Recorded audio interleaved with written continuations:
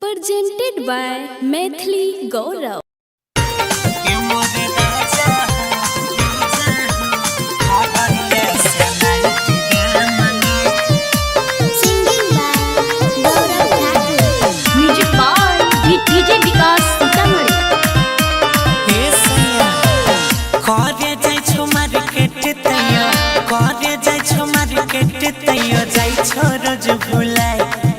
सजना हो ए हो बलमुआ हो खगरिया से नाइटी दे मंगाई ए मोरे सैया हो खगरिया से नाइटी दे मंगाई मन बड़ी करे पिन्है के मन बड़ी करे पिन्है के करथी आइटा रे ए मोरे सैया हो ए मोरे राजा हो खगरिया से नाइटी दे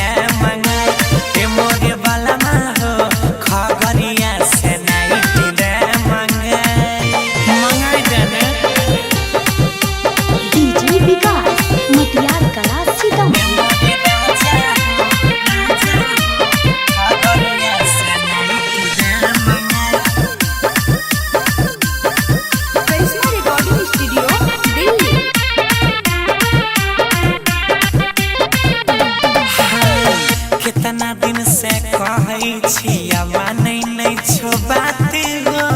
तेना जदी करबो सैया रहब नै साथ हो नया बहुत भाग जब नहीं रहे हो कितना दिन से कहै छिया मानै नै छो बात हो तेना जदी करबो सैया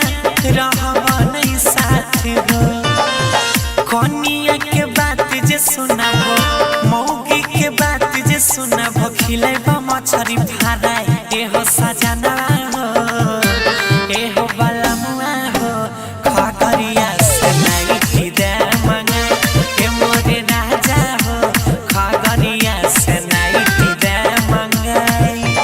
सुनै छो ने डीजे विकास मटियार कला सीतामढ़ी।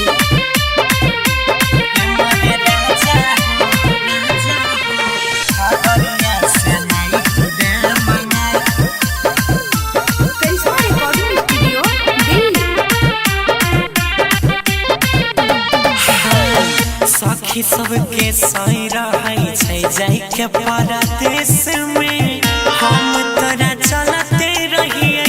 पगली के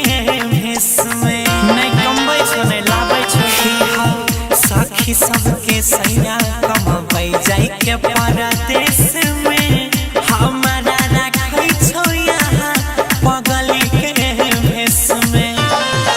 राइटर सोनू गौरव अजय सटार सुन लगबा कोनो उपाय ए मोरे हसबैंड जी